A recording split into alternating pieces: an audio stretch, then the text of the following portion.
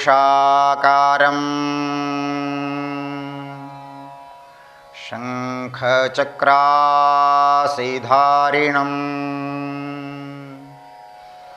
सहस्रशीर्षं श्वेतं प्रणमामि पतञ्जलिम्।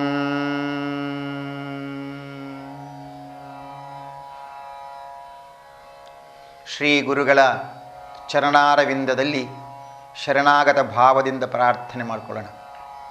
ಆಬಾಹು ಪುರುಷಾಕಾರಂ, ಸೊಂಟದ ಮೇಲ್ಭಾಗ ಪುರುಷಾಕಾರವಾಗಿದ್ದು, ಶಂಖಚಕ್ರಾಸಿಧಾರಿಣಾಂ, ಕೈಯಲ್ಲಿ ಶಂಖ ಮತ್ತು ಚಕ್ರವನ್ನು ಧಾರಣೆ ಮಾಡಿರುವಂತಹ ಶ್ರೀ ಗುರುಗಳ ಚರಣಾರವಿಂದವನ್ನು ಸ್ಮರಣೆ ಮಾಡ್ತಾ, ಶರೀರ ಮನ ಬುದ್ಧಿಗೆ ಬೇಕಾಗಿರುವಂತಹ ವಿಶೇಷವಾದಂತಹ ಶಕ್ತಿಯನ್ನು ಯೋಗಾಭ್ಯಾಸದಿಂದ ಪ್ರಾಣಾಯಾಮದ ಅಭ್ಯಾಸದಿಂದ ಅನುಗ್ರಹಿಸು ಎಂಬುದಾಗಿ ಆ ಗುರುಗಳಲ್ಲಿ ಪ್ರಾರ್ಥನೆ ಮಾಡಿಕೊಳ್ಳೋಣ. ಇಷ್ಟದೇವರನ್ನು ಸ್ಮರಣೆ ಮಾಡಿಕೊಳ್ಳೋಣ. ಇವತ್ತಿನ ಈ ಸಂಚಿಕೆಯಲ್ಲಿ ಓಂಕಾರದ ಅಭ್ಯಾಸ ಅದನ್ನು ಹೇಗೆ ಮಾಡುವುದು ಎಂಬುದನ್ನು ತಿಳ್ಕೊಳ್ಳೋಣ. ನಾವು ಮಾತನಾಡಬೇಕಾದರೆ, ನಗುಬೇಕಾದರೆ, ಅಟ್ಟಹಾಸದ ನಗು ಮಾಡಬೇಕಾದರೆ ಬೇರೆ ಬೇರೆ ಸಂದರ್ಭದಲ್ಲಿಯೂ ಒಂದು ರೀತಿಯ ಧ್ವನಿ ಹೊರಗಡೆ ಬರುತ್ತೆ. ಆ ಧ್ವನಿ ಹೊರಗಡೆ ಬರುವ ಸಂದರ್ಭದಲ್ಲಿ ಅದಕ್ಕೊಂದು ಶ್ರುತಿ ಇದೆ, ಒಂದು ಲಯ ಇದೆ. ಈ ಭೂಮಿಯ ಉತ್ಪತ್ತಿ, ಪ್ರಪಂಚದ ಉತ್ಪತ್ತಿ ಹೇಗಾಯಿತು ಅಂತ ಕೇಳಿದರೆ ಅದು ಓಂಕಾರದಿಂದ ಅಂತ ಹೇಳ್ತಾರೆ. ಅಂತಹ ಓಂಕಾರದ ಆ ಧ್ವನಿ ಅದು ಹೊರಹೊಮ್ಮಬೇಕಾದರೆ ಅದಕ್ಕೆ 3 ರೀತಿಯ ಅಕ್ಷರಗಳು ಸೇರಬೇಕು. ಅದರಲ್ಲಿ ಒಂದು ಆ, ಇನ್ನೊಂದು ಉ, ಇನ್ನೊಂದು ಮ. ಅಕಾರ, ಉಕಾರ ಮತ್ತು ಮಕಾರ. ಅಕಾರ, ಉಕಾರ, ಮಕಾರಗಳು ಸೇರಿದರೆ ಓಂಕಾರ ಉಂಟಾಗತ್ತೆ. ಈಶ್ವರನ ಡಮರುಗದಿಂದ ಅಕ್ಷರಗಳು ಹೊರಗಡೆ ಬಂತು ಅಂತ ಹೇಳ್ತಾರೆ. ಅಂತಹ ಅಕ್ಷರ ಅಂದರೆ ಅಕ್ಷರ ಬ್ರಹ್ಮ ಅಂತ ಹೇಳಿದ್ದಾರೆ. ನಾಶ ಇಲ್ಲದೆ ಯಾವುದೋ ಅದು ಅಕ್ಷರ. ಅಂತಹ ಅಕ್ಷರದಿಂದ ಪ್ರಪಂಚದ ಉತ್ಪತ್ತಿ, ಅಕ್ಷರದಿಂದ ಓಂಕಾರದ ಉತ್ಪತ್ತಿ, ಓಂಕಾರದಿಂದ ಜಗತ್ತಿನ ಚರಾಚರ ಜೀವರಾಶಿಗಳ ಉತ್ಪತ್ತಿ. ಅಂತಹ ಓಂಕಾರದ ಮೊದಲ ಅಕ್ಷರ ಆ, ಅದರ ಅಭ್ಯಾಸವನ್ನು ಮಾಡಬೇಕಾದರೆ ಮೊದಲು ಬಾಯಿಯನ್ನು ತೆರೆದು ಅಕಾರವನ್ನು ಹೇಳಬೇಕು. ನೋಡಿ, ಪೂರ್ಣ ಬಾಯಿಯನ್ನು ತೆರಗಬೇಕು. ಪೂರ್ಣ ಬಾಯಿಯನ್ನು ತೆರೆಕೊಳ್ಳೋದು ಆ, ಈ ರೀತಿ ಪೂರ್ಣ ಬಾಯಿಯನ್ನು ತೆರಿಬೇಕು. ಉಸಿರನ್ನು ಪೂರ್ಣ ಒಳಗೆ ತಗೊಳ್ಬೇಕು. ಈ ರೀತಿ ಉಸಿರನ್ನು ಪೂರ್ಣ ತಗೊಂಡು ಅಕಾರವನ್ನು ಉಚ್ಚಾರ ಮಾಡೋದು ಆ.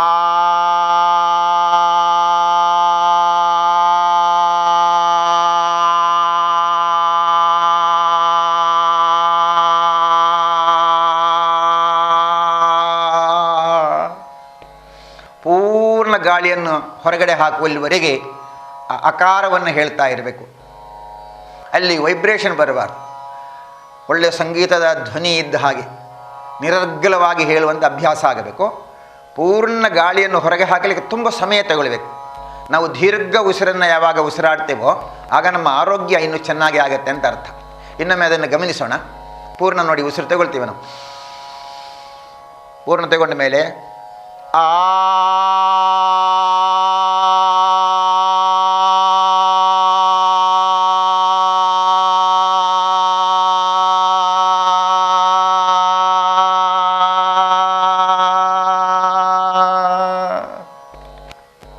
ಈ ರೀತಿ. ಇನ್ನೆರಡನೇದು ಉಕಾರ. ತುಟಿಯನ್ನು ಒಂದು ಸುರುಳಿಯಂತೆ ಮಾಡಿಕೊಳ್ಬೇಕು, ಸಣ್ಣ ಕೊಳವೆಯಂತೆ ಮಾಡಿಕೊಳ್ಳಬೇಕು, ತೂಟಿನಂತೆ ಮಾಡಿಕೊಳ್ಬೇಕು. ಈ ರೀತಿ ಮಾಡಿಕೊಂಡು ಅದರಿಂದ ನಿಧಾನವಾಗಿ ಉಕಾರದ ಉಚ್ಚಾರವನ್ನು ಮಾಡೋದು. ನೋಡಿ, ಊ ಈ ರೀತಿ ಊ ಊ. ತುಟಿಯನ್ನು ಸ್ವಲ್ಪ ಸುರುಳಿ ಮಾಡಿಕೊಳ್ಬೇಕು. ಪೂರ್ಣ ಗಾಳಿಯನ್ನು ಒಳಗಡೆ ತೆಗೊಳ್ಳೋದು, ಪೂರ್ಣ ತೆಗೊಳ್ಳಬೇಕು. ಪೂರ್ಣ ಹಿಗ್ಗಿಸಿದ ಮೇಲೆ ಪೂರ್ಣ ತಗೊಂಡ ಮೇಲೆ ಉಕಾರ ಊ.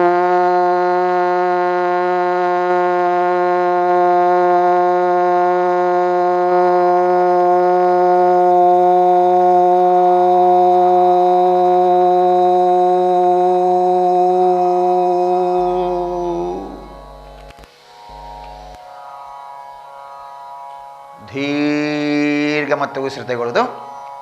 ಮತ್ತು ಅದನ್ನೇ ಒಂದು 5-6 ಬಾರಿ ಅಭ್ಯಾಸ ಮಾಡಿಕೊಳ್ಬೇಕು. ಯಾಕಂದರೆ ಅದನ್ನು ನಿರಂತರವಾಗಿ ಮಾಡಲಿಕ್ಕೆ ಅಭ್ಯಾಸ ಬೇಕಾಗತ್ತೆ. ಅದಕ್ಕೆ ಒಂದು 2, 3, 4 ಬಾರಿ ಅದನ್ನು ಅಭ್ಯಾಸ ಮಾಡಿಕೊಳ್ಬೇಕು. ಮತ್ತೆ ಉಸಿರನ್ನು ತಗೊಂಡು ಹಿಗ್ಗಿಸಿಕೊಂಡು ತುಂಬಿಸಿ ಮತ್ತೆ ಉಕಾರ ಊ.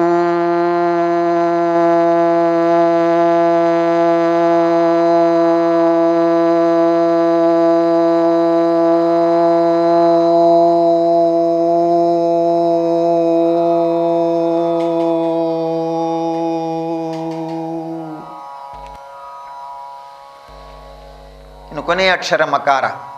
ಮಾದಲ್ಲಿ ನಾವು ಓಂಕಾರ ಮಾಡಬೇಕಾದ್ರೆ 2 ಧ್ವನಿಯನ್ನು ಕೇಳ್ತೇವೆ, ಮಕಾರ ಮತ್ತು ಮೃಕಾರ. ದುಂಬಿಯ ಧ್ವನಿ ಅಂತ ಇರ್ತದೆ, ಮೃಕಾರದ ಧ್ವನಿ.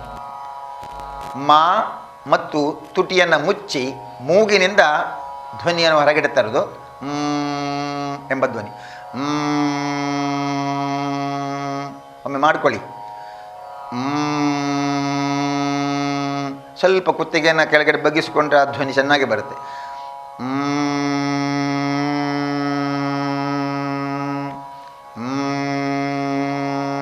ಹೀಗೆ ಪೂರ್ಣ ಗಾಳಿಯನ್ನು ತಗೊಳ್ಬೇಕು. ಮೊದಲ ಆರಂಭದಲ್ಲಿ ಮ, ಅದಾಗಿ ಮೃಕಾರ.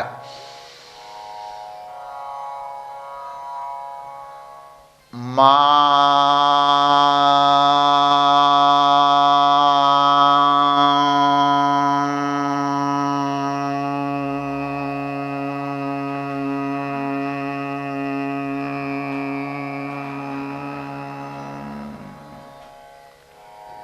ಪೂರ್ಣ ಹೊಟ್ಟೆಯ ಕೆಳಭಾಗದಿಂದ ಗಾಳಿಯನ್ನು ತಳ್ಳುತ್ತಾ ಹೊರಗಡೆ ಹಾಕಬೇಕು. ಇನ್ನೊಂದು ಬಾರಿ ಅದನ್ನೇ ಮಾಡೋಣ, ಒಟ್ಟಿಗೆ ಮಾಡೋಣ. ಉಸಿರು ತಗೊಳ್ಳಿ, ಪೂರ್ಣ ಹಿಗ್ಗಿಸ್ಕೊಳ್ಳಿ, ಪೂರ್ಣ ತಗೊಳ್ಳೋದು. ಮಾ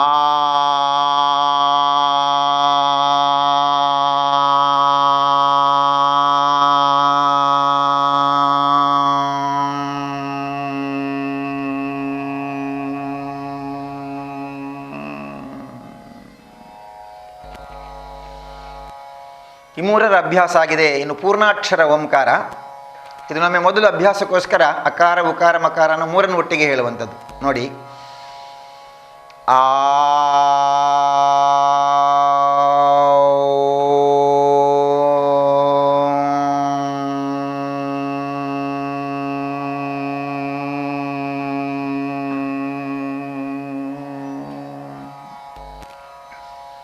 ಇನ್ನೊಮ್ಮೆ ಗಮನಿಸೋಣ, ಒಟ್ಟಿಗೆ ಹೇಳೋಣ.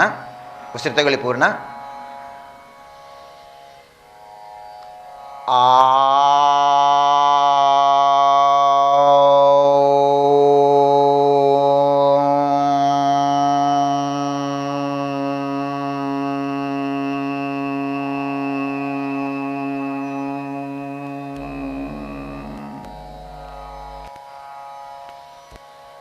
ಇನ್ನು ಓಂಕಾರದ ಅಭ್ಯಾಸ ಪೂರ್ಣ.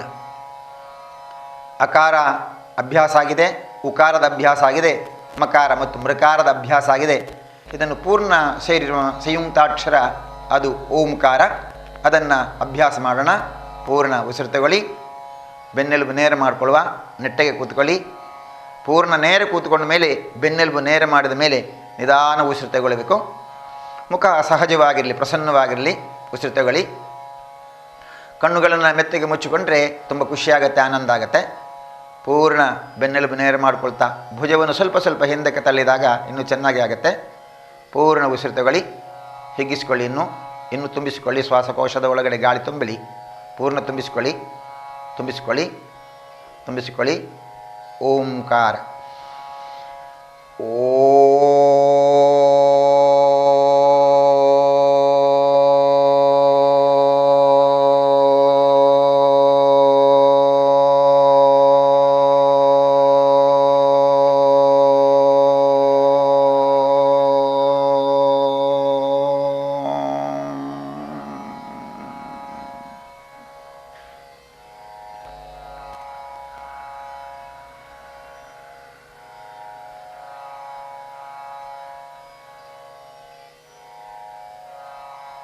ಒಮ್ಮೆ ಓಂಕಾರವನ್ನು ಮಾಡಿದ ಮೇಲೆ ನಿಧಾನಕ್ಕೆ ದೀರ್ಘ ಉಸಿರನ್ನು ತೆಗೊಳ್ಳುವಂಥದ್ದು ಅಭ್ಯಾಸ ಮಾಡಿಕೊಳ್ಬೇಕು.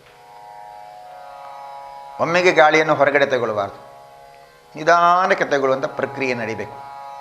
ಹೀಗೆ ನಿಧಾನಕ್ಕೆ ಉಸಿರನ್ನು ತಗೊಂಡು ಬಿಟ್ಟು ಓಂಕಾರದ ಅಭ್ಯಾಸವನ್ನು ನಿರಂತರವಾಗಿ ಮಾಡಿಕೊಳ್ಬೇಕು. ಅದನ್ನು ಮಾಡಿಕೊಂಡ್ರೆ ನಮಗೆ ಓಂಕಾರ ಧ್ಯಾನ ಮಾಡಲಿಕ್ಕೂ ಇದೇ ಸಾಕಾಗತ್ತೆ. 3 ಬಾರಿ 5 ಬಾರಿ ನಾವು ಪ್ರಾರ್ಥನೆಗೆ ಮುಂಚಿತವಾಗಿ ಈ ಓಂಕಾರದ ಜಪವನ್ನು ಮಾಡಿಕೊಳ್ಬೋದು. ಮಾನಸಿಕವಾದಂತಹ ಖಿನ್ನತೆಗೆ, ಯಾವುದೇ ರೀತಿಯ ಸಮಸ್ಯೆಗಳಿಗೆ ಓಂಕಾರ ಪರಿಣಾಮವನ್ನು ಕೊಡುತ್ತದೆ. ಅಕಾರ ಸೊಂಟದಿಂದ ಕೆಳಭಾಗಕ್ಕೆ ಅದರ ಪ್ರಯೋಜನ ಹೆಚ್ಚಾಗತ್ತೆ, ಅದರ ಲಾಭ ಹೆಚ್ಚು ಸೊಂಟದಿಂದ ಕೆಳಭಾಗಕ್ಕೆ ಅಕಾರವನ್ನು ಉಚ್ಚಾರ ಮಾಡಿದಾಗ. ಮೃಕಾರ ಅದು ತಲೆಯ ಭಾಗಕ್ಕೆ ಇರುವಂಥದ್ದು. ಹಾಗೆ ಸೊಂಟದಿಂದ ಕುತ್ತಿಗೆಯವರೆಗೆ ಉಕಾರದ ಉಚ್ಚಾರದ ಲಾಭ ಆಗುತ್ತೆ. ಹೀಗೆ ಇಲ್ಲಿ ಅಕಾರ, ಇಲ್ಲಿಂದ ಇಲ್ಲಿವರೆಗೆ ಉಕಾರ ಮತ್ತು ಮಕಾರ, ಅಲ್ಲಿ ತಲೆಯ ಒಳಗಡೆ ಆಗುವಂತಹ ವೈಬ್ರೇಷನನ್ನು ಗಮನಿಸಿಕೊಂಡು ಅದನ್ನು ನಾವು ಅಭ್ಯಾಸ ಮಾಡೋಣ. ಇವತ್ತಿನ ಈ ಸಂಚಿಕೆಯಲ್ಲಿ ಪೂರ್ಣ ಓಂಕಾರದ ಅಭ್ಯಾಸವನ್ನು ಮಾಡಿದ್ದೇವೆ, ಅಕಾರ ಉಕಾರ ಮಕಾರದ ಅಭ್ಯಾಸವನ್ನು ಮಾಡಿದ್ದೇವೆ. ಹಾಗೆ ನಿರಂತರವಾಗಿ ಅದನ್ನು ಅಭ್ಯಾಸ ಮಾಡಿಕೊಂಡು ಕರಗತ ಮಾಡಿಕೊಳ್ಳೋಣ, ಅದನ್ನು ಸಿದ್ಧಿ ಮಾಡಿಕೊಳ್ಳೋಣ ಅಂತ ಹೇಳ್ತಾ ಇವತ್ತಿನ ಈ ಸಂಚಿಕೆಯ ಮುಕ್ತಾಯವನ್ನು ಮಾಡೋಣ ಪ್ರಾರ್ಥನೆಯೊಂದಿಗೆ. ನೆಟ್ಟಗೆ ಕೂತ್ಕೊಳ್ಳುವ, ಚಿನ್ಮುದ್ರೆಯನ್ನು ಮಾಡಿಕೊಳ್ಳಿ. 3 ಬೆರಳು ಒಟ್ಟಿಗೆ 2 ಬೆರಳುಗಳು ಸೇರಿಸಿಕೊಳ್ಬೇಕು.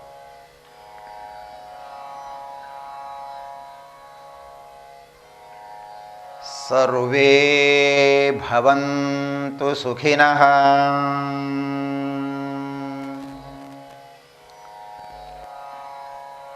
ಸರ್ವೇ ಸಂತು ನಿರಾಮಯಾಃ,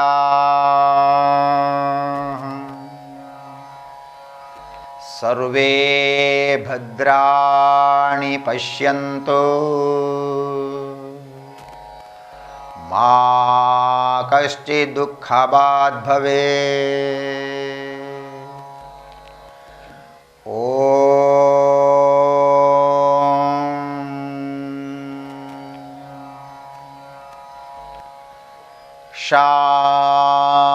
ಶಾಂತಿ ಶಾಂತಿ ಶಾಂತಿ.